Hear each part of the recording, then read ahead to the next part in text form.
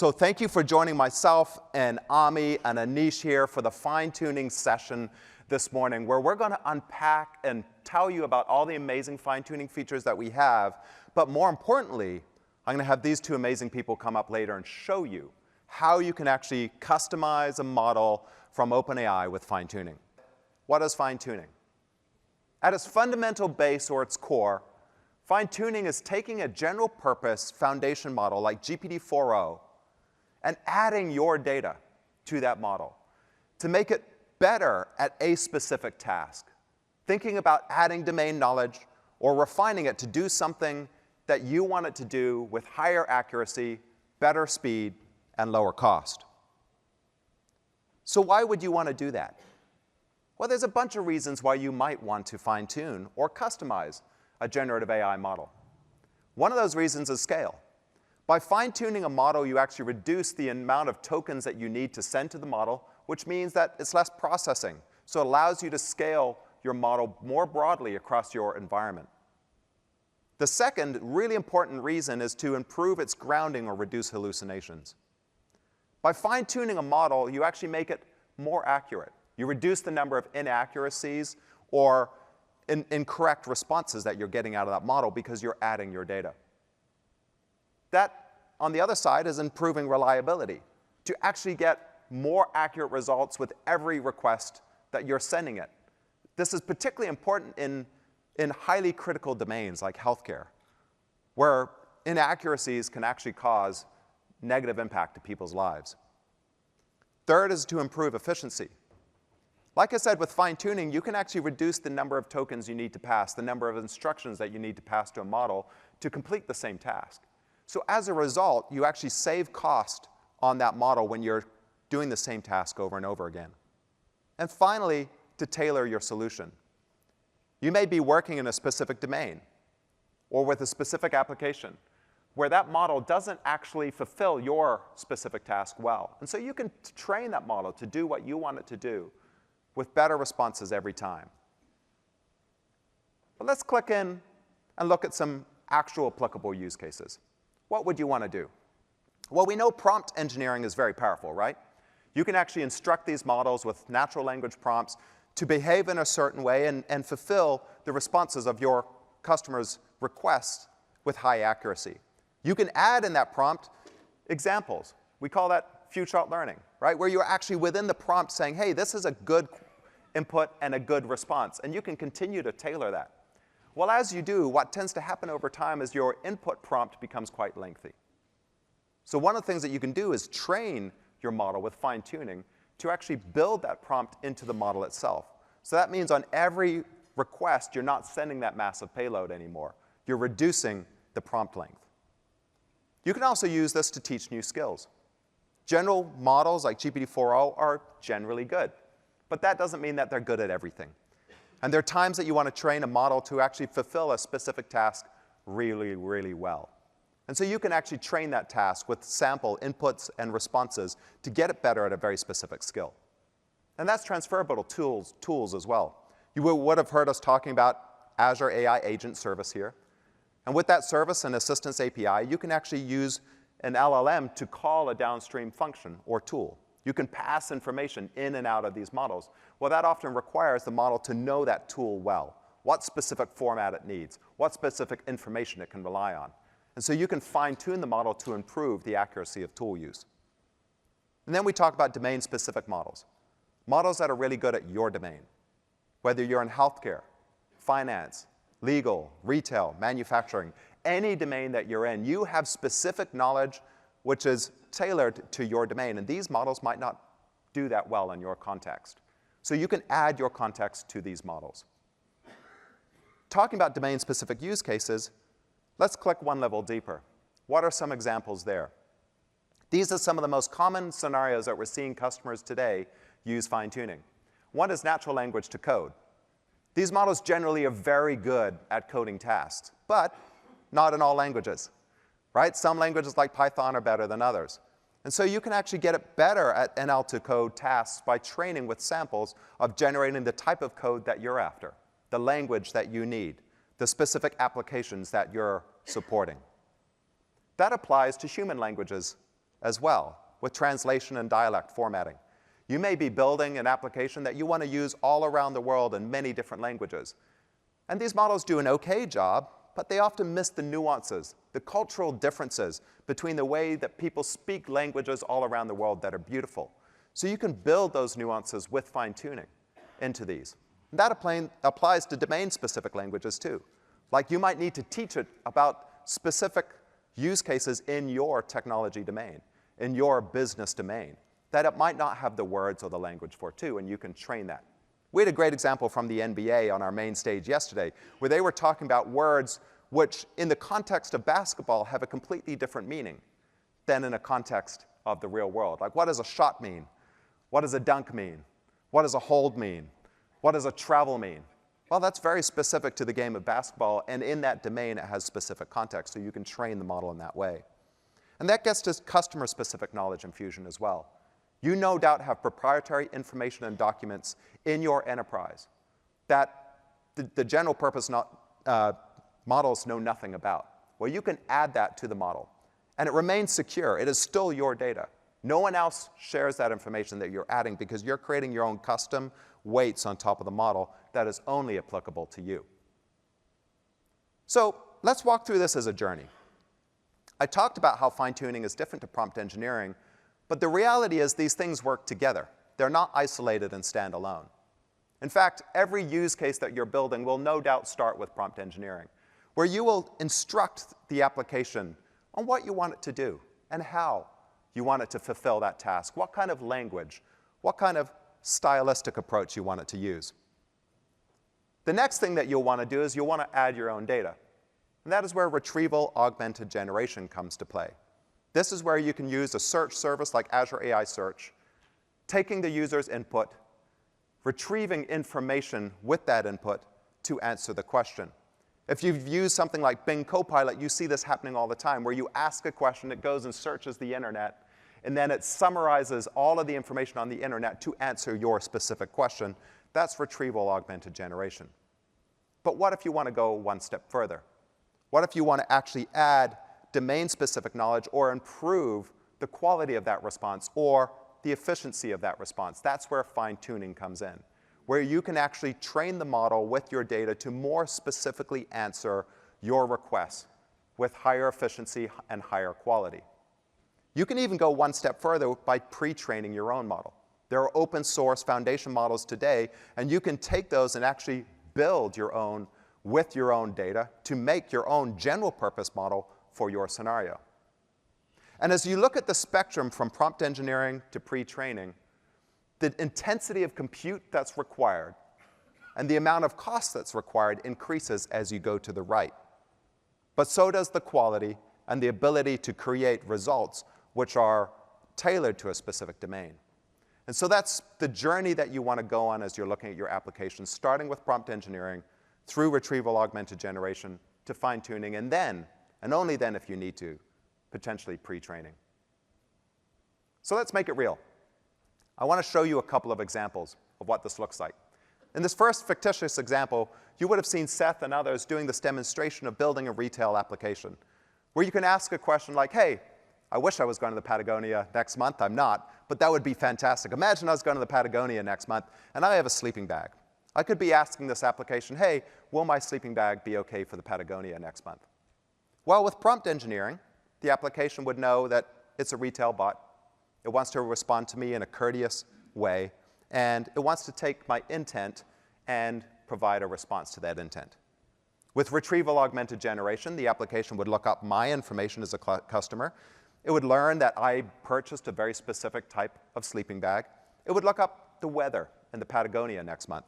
And it would personalize all that information to provide a response. Going one step further, I could fine-tune the model. And I could take all that information, I could train it into the model, not the real-time information that changes every day, but things like the prompt instructions, things like context about the tools I want to call, like weather lookup and the customer database lookup. And I could train the model to be able to respond very specifically in a style and a format that I want. And with that response, it would create a response like this. Yes, your Elite Eco sleeping bag, Steve, is rated for 21.6 degrees Fahrenheit, far colder than I ever want to sleep outside, but we'll put that aside for a moment. which is below the average temperature of Patagonia. And it would be able to provide that response for us. So that's how these things work together.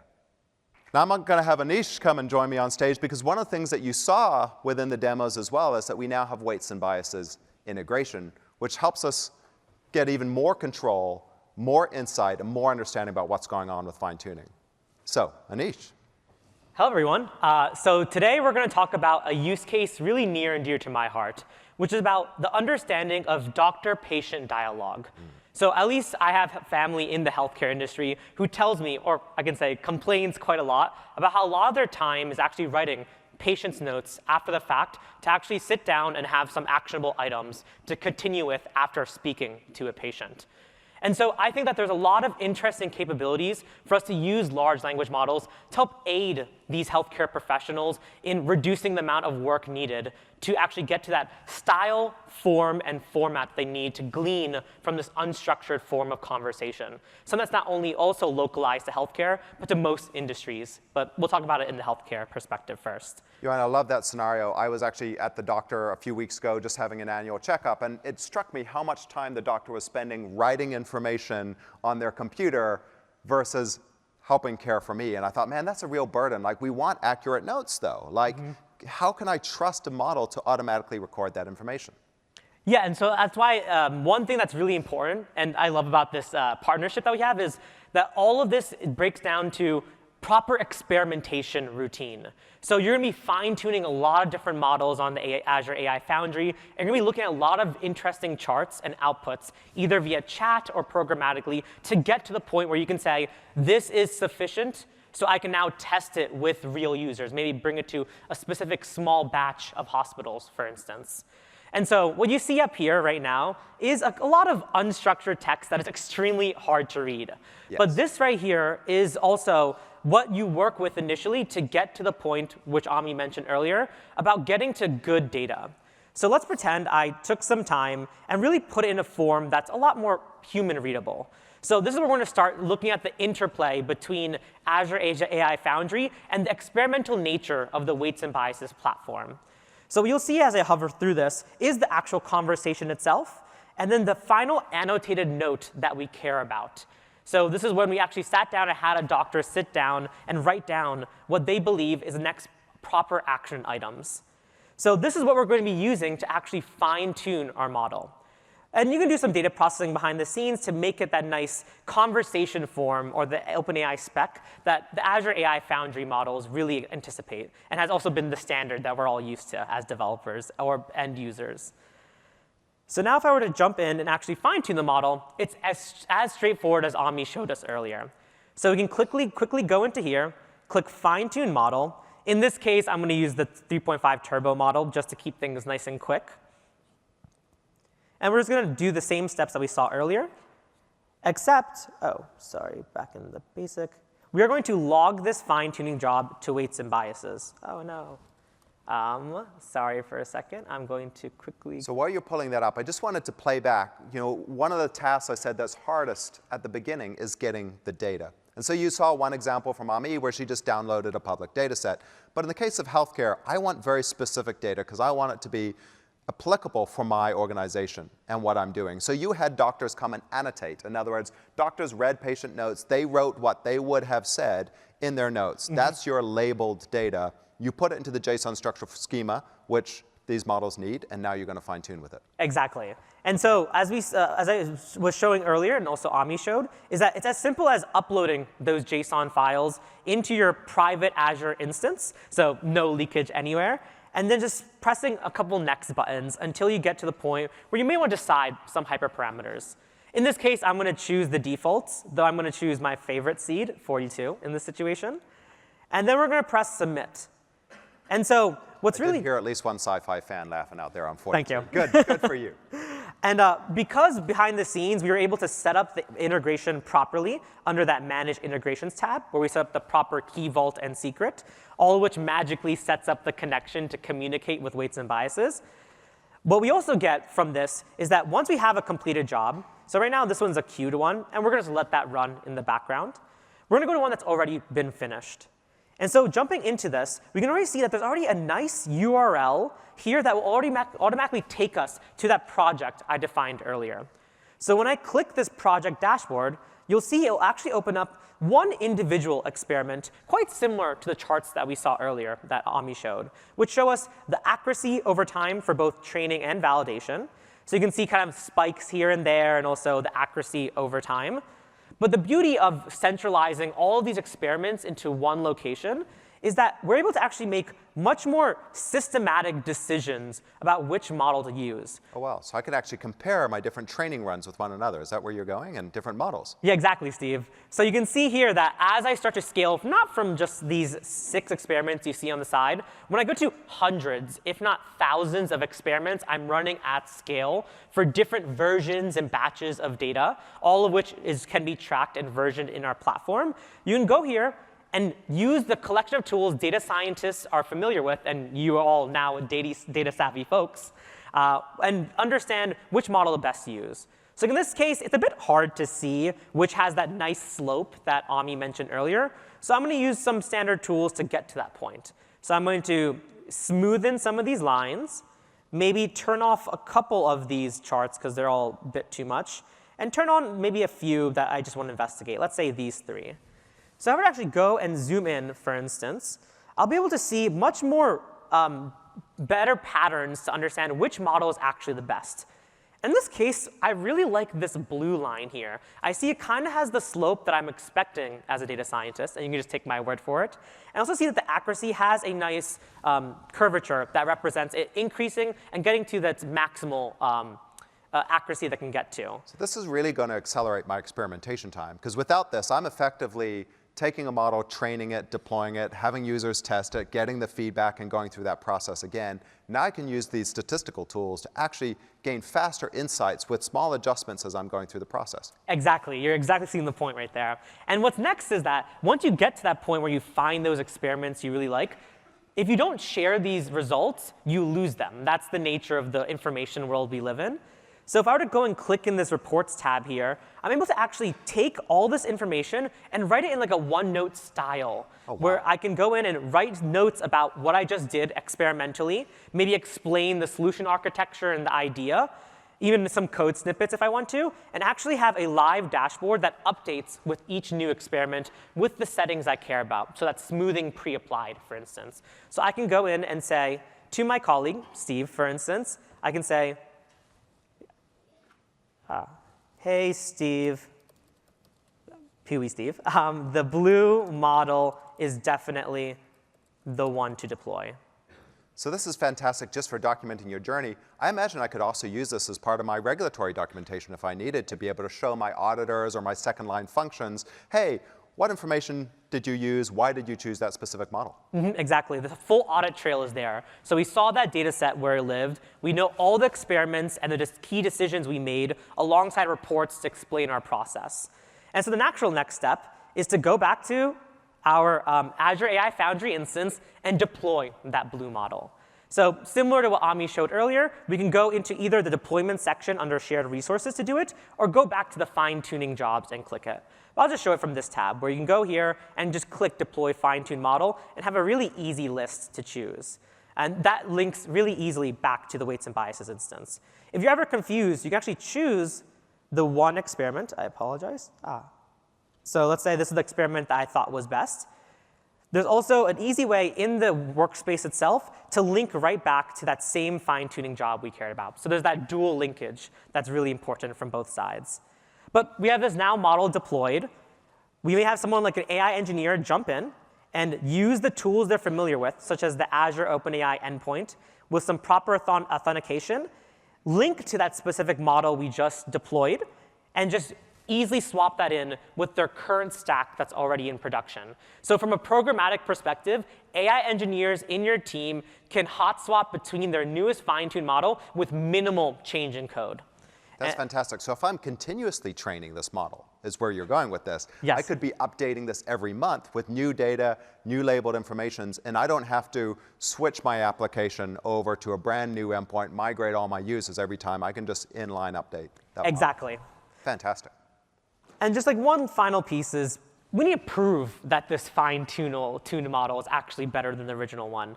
So once you also work within the weights and biases ecosystem, you have access to a lot of other statistical tooling. So like in this situation, I may want to qualitatively analyze the decomposed thought process of our model, for instance. So like in this case, I may want to actually understand, in the context of my application, what inputs are going into this model. So like in this case, that actual doctor's note, and see how something like our GPT model responded. And if I were to show you the true output of the note itself, this output, while looking fine, is not in the form or has the degree of detail that we care about. For that same example, I can go back and actually see how the fine-tuned model actually outputted this. So in this situation, you can see that there's much more granular detail about what the actual action items are for the doctor given that unstructured data. This looks just like a real patient note that would go back to a patient or to a medical provider if they needed to be able to take action on that. Exactly. And then if we want to actually apply a little bit understanding about the quality too, we can actually start to do things such as score those models using a variety of tools, and then visualize it in a form where you can say, this model is doing the best for sure. So like in this case, the red model is the fine-tuned model, while the blue one is the unfine-tuned one, so the base GPT 3.5 turbo model. And you can see that from the fine-tuned model, if we were to return back to the base model, we lose about 35% accuracy. And that is something that's huge. Yeah, exactly. And so that's why fine-tuning is such a powerful paradigm, and having the tools to validate that are extremely useful. And so I'm excited to see what we're going to build next with the Azure AI Foundry team, and build the right tools so all of you can go back and use AI effectively in your products. That's fantastic. Thank you so much, Anish. That's amazing to see.